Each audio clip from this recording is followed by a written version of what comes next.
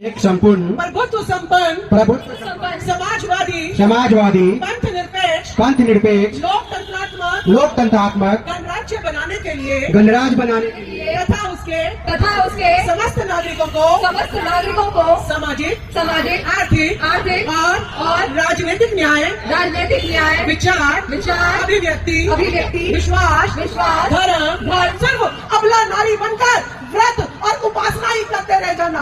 लेकिन आपको पता है कि मणिपुर में 3 महिलाएं नग्न घुमाई गई, कोई देवी उसको बचाने नहीं आई। किसी सरकार के नेता ने उसके लिए एक भी बात नहीं कही कि यह भारत देश जिसमें 76 साल आजादी को हो गए हैं कि यह बहुत ही घृणात्मक काम भारत में हुआ है। तो देखिए आज भी महिलाएं कितनी गुलाम है कि अगर उन्हें नग्न घुमाया जा रहा है तो 1000 आदमी देखने वाले जरूर मिल सकते हैं, लेकिन उसको बचाने वाला कोई नहीं है कि सावित्रीबाई फुले ने 18 स्कूल मुफ्त में शिक्षा दी और आज की सरकार प्राइवेट स्कूल बनाकर इतनी महंगी शिक्षा आपके बच्चों के लिए कर दी है कि आज आपको 12वीं पास करना भी आपको जो है कर्जा लेकर बच्चे की पढ़ाई करनी पड़ रही है। कैसी सरकार है जो पढ़ाई पर 18% GST लगा रही है? कैसी सरकार है वो आपके बच्चों की शिक्षा के लिए नहीं सोच रही? ये कैसी सरकार है जो मंदिरों के 1 लाख मंदिर इस देश में बन रहे हैं, लेकिन क्या एक भी सरकारी स्कूल ऐसा है जिसे देखकर आप ये कह सको कि वाह कितना सुंदर स्कूल है? क्या भारत में एक भी स्कूल ऐसा है सरकारी स्कूल? नहीं, गाय भैंस के तबेलों के जैसे सरकारी स्कूल है। जय भारत जय संविधान। सभी से निवेदन, अपने स्थान पर सभी खड़े हो जाएंगे, सभी अपने स्थान पर खड़े हो जाइएगा और ये बच्चे, कोई भी बच्चा हिलेगा नहीं। बहुत देर से शरारत कर रहे हैं आप और अपना सीधा हाथ आप आगे रख लेंगे जैसे शपथ लेते हैं। सभी स्कूलों में जो संविधान की प्रस्तावना है वो प्रार्थना के रूप में पढ़ाई जानी चाहिए। जो स्कूलों में प्रार्थना कराई जाती है वो इस प्रकार की होती है कि आपको कहते हैं कि हम सब कुछ अपना अर्पण कर दें, हमें कुछ नहीं चाहिए। नहीं, जब आपका बच्चा एक बार फेल हो जाता है तो आप कहते हो कि भाई क्या पढ़ाई करी? अगर पढ़ाई करी थी तो रिजल्ट पास आना चाहिए, आप पूछते हैं। तो स्कूलों में ऐसी प्रार्थना क्यों कराई जाती है कि आप कुछ भी अपने लिए मत रखो, सब अर्पण कर दो? नहीं, स्कूलों में संविधान की प्रस्तावना पढ़ाई जानी चाहिए। तो हम लोग सब बोलेंगे और सीधा हाथ आगे कर लीजिएगा।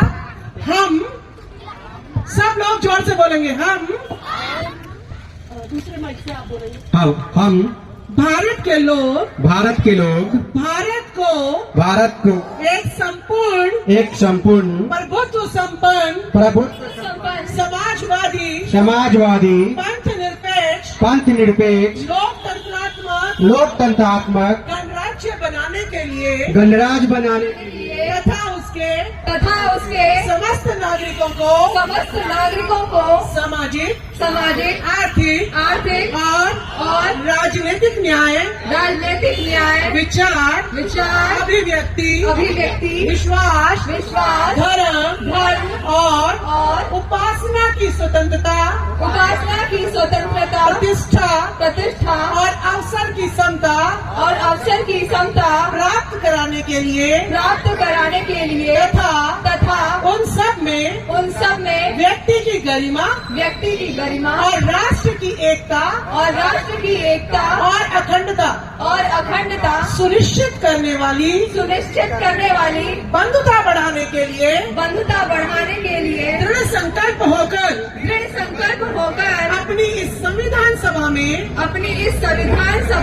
आज तारीख 26 नवंबर 1949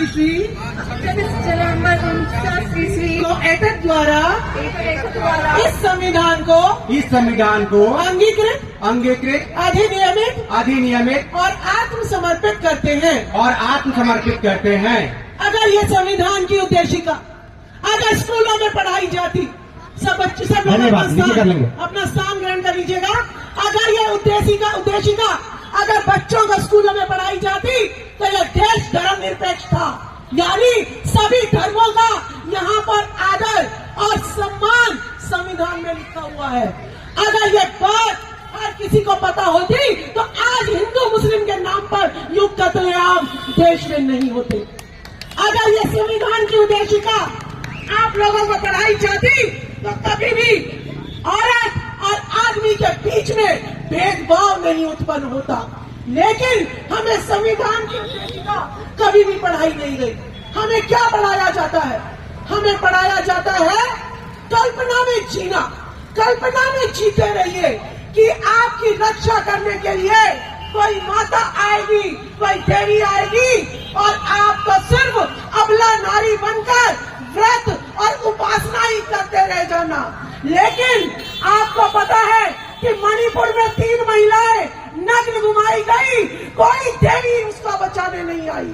किसी सरकार के नेता ने उसके लिए एक भी बात नहीं कही कि ये भारत देश जिसमें 76 साल आजादी को हो गए हैं कि ये बहुत ही घृणात्मक काम भारत में हुआ है।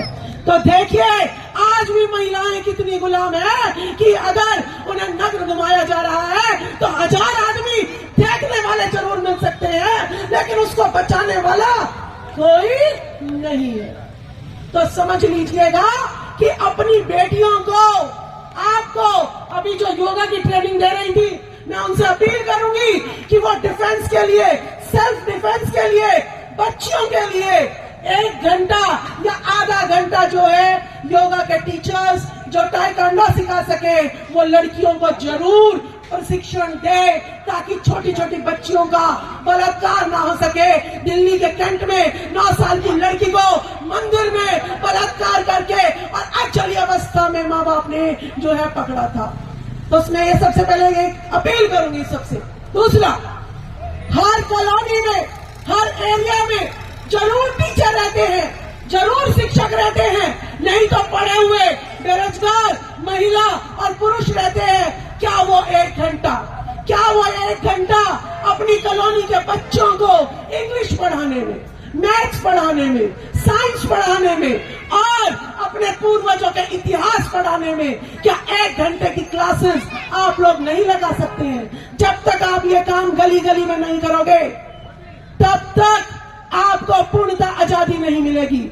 ये सरकार ऐसी सरकार है कि सावित्रीबाई फुले ने 18 स्कूल मुफ्त में शिक्षा दी और आज की सरकार प्राइवेट स्कूल बनाकर इतनी महंगी शिक्षा आपके बच्चों के लिए कर दी है कि आज आप जो है 12वीं पास करना भी आपको जो है कर्जा लेकर बच्चे की पढ़ाई करनी पड़ रही है।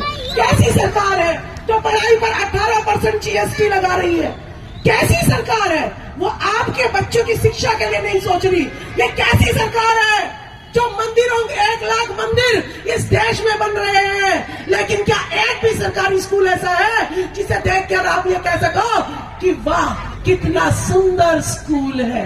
क्या भारत में एक भी स्कूल ऐसा है सरकारी स्कूल? नहीं, गाय भैंस के तबेलों के जैसे सरकारी स्कूल है, जहां पर आपके बच्चों को के लिए क्या कहा जाता है कि इनको पढ़ लिख कर करना क्या है? ये तो मजदूर बनेंगे, रेहड़ी कौन चलाएगा, कोठियों में काम कौन करेगा?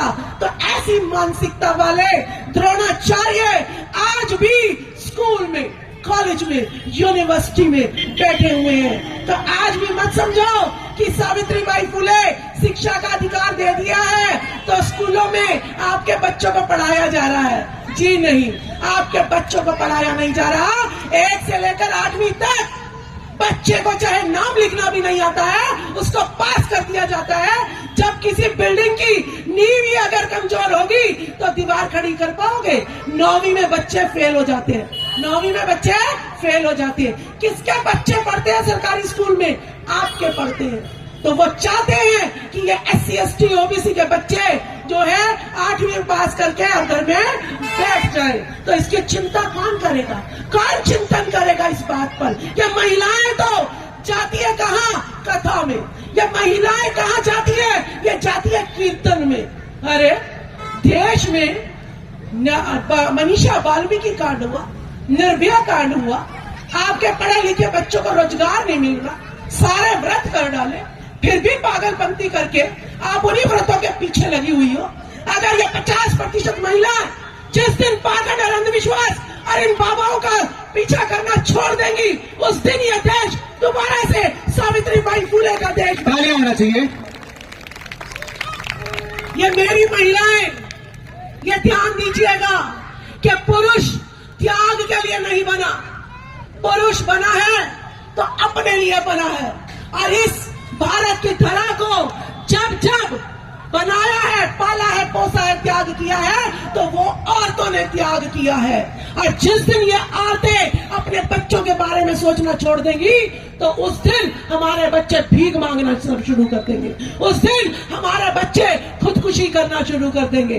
तो आपको संघर्ष करना पड़ेगा, आपको त्याग करना पड़ेगा, अपने सुखों की बलि देनी पड़ेगी, तब जाके आपका बच्चा जो है ऑफिसर बन पाएगा।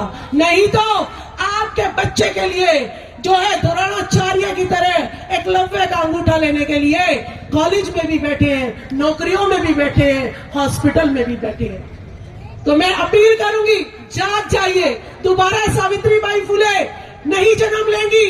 उन्होंने शिक्षा का रास्ता खोला था कि मैं अगर एक अपने जीवन में 18 स्कूल खोल सकती हूँ, तो कम से कम तुम अपने कॉलोनी में जो सरकारी स्कूल है उसको बचा लीजिएगा।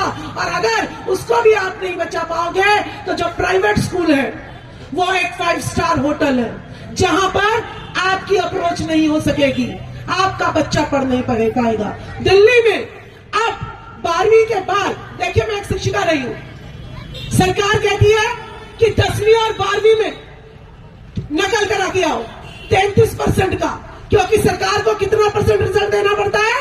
100%, कि सारे बच्चे पास। देखो दिल्ली का रिजल्ट 100% 12वीं में, 100% जो है 10वीं में। लेकिन जब ये बच्चे नौकरी करने जाते हैं, इनको कुछ नहीं आता और फिर इनको नौकरी नहीं मिलती, और ये जो है शराब के ठेके और जो है गलियों में खुलवा दिए जाते हैं, और फिर वो डिग्री हाथ में आता कुछ नहीं, और फिर शराब पीने लग जाते हैं और सारा घर बर्बाद हो जाता है।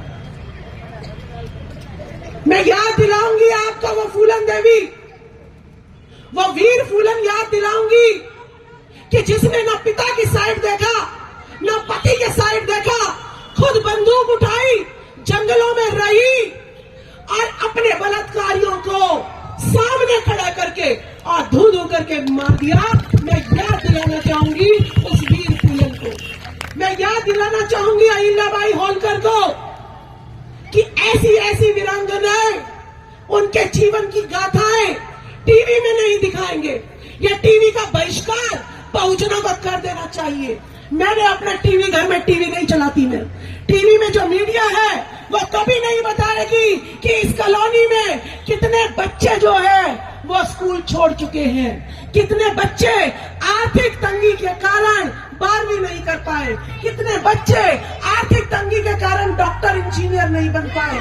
यह मीडिया आपको नहीं दिखाती कि कितने पढ़े लिखे बच्चे नौकरी नहीं पा रहे, वो ना तो पकौड़े तल सकते हैं और ना वो अफसर बन सकते हैं, वो बेचारे कहीं के भी नहीं रहे हैं। तो ये मीडिया आपको नहीं दिखाएगी, ये मीडिया आपको नहीं दिखाएगी कि कैसे आपकी कॉलोनियों में शराब के ठेके घुस जाते हैं, ये मीडिया आपको नहीं दिखाएगी कि कैसे अश्लीलता, नग्नता आपके टीवी में और मोबाइलों में परोसी जाती है, और क्यों परोसी जाती है। अरे संस्कार सिखाने वाला, अगर संस्कार सिखाना है तो इनको मत सिखाओ, क्योंकि ना तो इन्होंने किसी का बलात्कार किया और ना इन्होंने कोई नग्नता परोसी। अगर संस्कार देना है, अरे ये जितने गुरु बने हुए हैं, अगर इन्होंने संस्कार देना है तो हीरोइनों का दो ना, जो नंगी घूम रही है, हीरोइनों का दो ना, उन हीरो का दो ना जो कि सरेआम जो अश्लीलता परोसते हैं पिक्चरों में। ऐसे गुरुओं को दो ना कि जो सुंदर महिलाओं को नीचे तिजोरी बना लेते हैं और सुंदर महिलाओं का बाहर रात में शोषण करते हैं, और जो महिला सुंदर नहीं होती है वो उनके आश्रमों में मजदूरी करती है, कोई रोटी बनाती है, कोई चूल्हा लीपती है, कोई खेती करती है, और जो सुंदर होती है वो रात को उसके बिस्तर पर होती है। तो कैसे गुरु को आप पाल रहे हो, ये आपको सोचना पड़ेगा। तो इसीलिए टीवी का बहिष्कार कर दीजिएगा, मोबाइल पर ताला लगाना शुरू कर दीजिएगा कि अगर मोबाइल पर देखना है तो मोबाइल पर देखो। तो मेरा पूर्वज कौन था, किसने मेरे लिए लड़ाई लड़ी, वो देखो, ठीक है। तो सरस्वती ने आपके लिए कोई स्कूल नहीं खोला, सरस्वती ने आपके लिए कोई शिक्षा के लिए लड़ाई नहीं लड़ी। अरे लड़ी तो इस अभागी सावित्रीबाई फुले ने लड़ी, और ये देश भारत की सरकार आज तक उसको भारत रत्न भी नहीं दे पाई।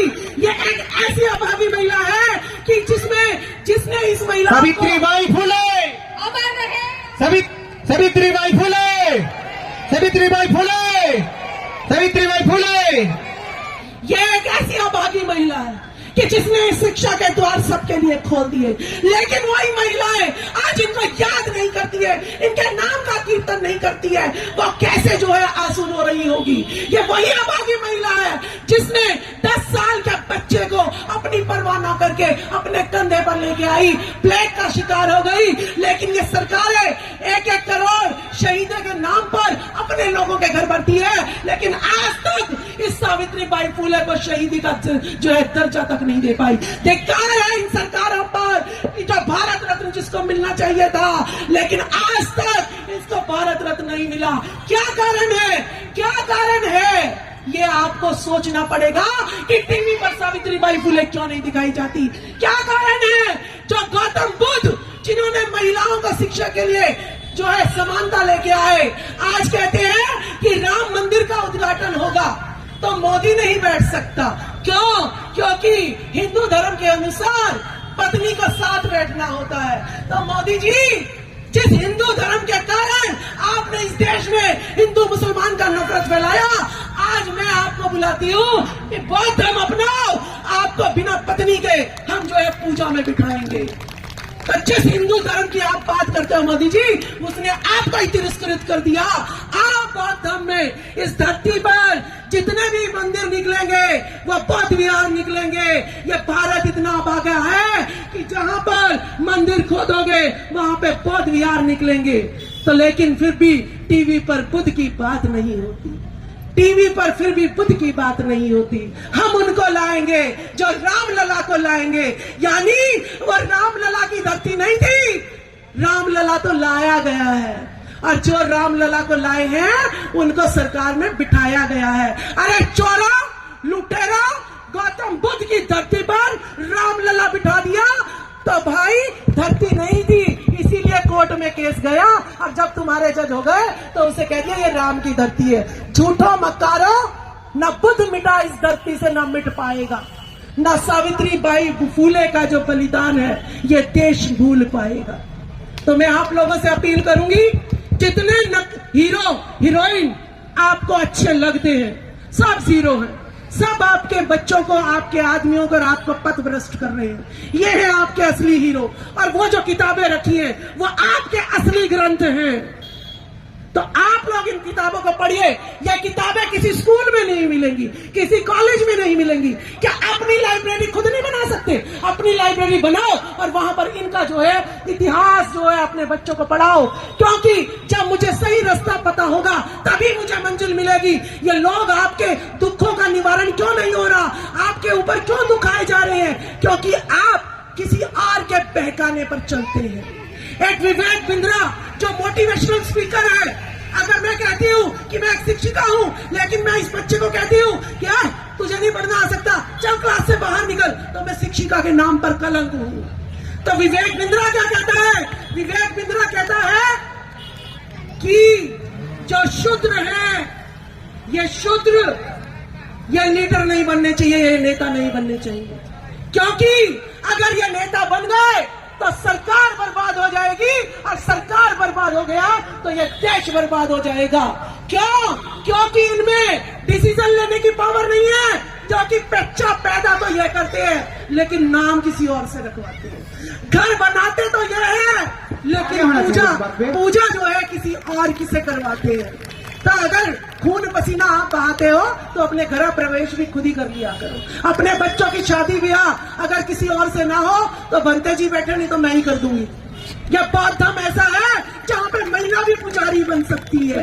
हिंदू धर्म में देवी के कपड़े आदमी ही बदल सकता है, लेकिन महिलाओं को अधिकार नहीं है।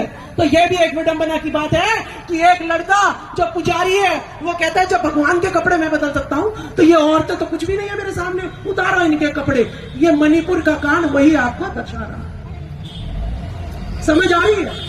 तो इसीलिए ज्यादा किसी के बहकावे में ना आकर आपको अपने धर्म का पालन करना है।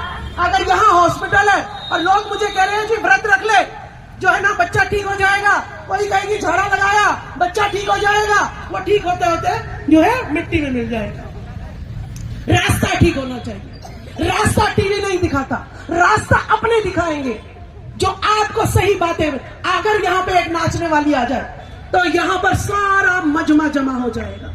लेकिन जब एक गुरु बोलता है, जब एक गुरु बोलता है तो इस देश की विडंबना है ना, तो उसके लिए ताली, पैसे तो दूर की ही बात है। जो उदाहरण है हमारे जो गुरु हैं करुणाशील रोशन जी, ये कहते हैं कि अगर एक सिंगर यहाँ पर आ जाए गायक, तो ऐसे नोटों की ये निकलती है गड्डिया यूं, और नाचने वाली आ जाए तो भाई पूछो ही मत, नोटों की यूं यूं यूं लग जाए।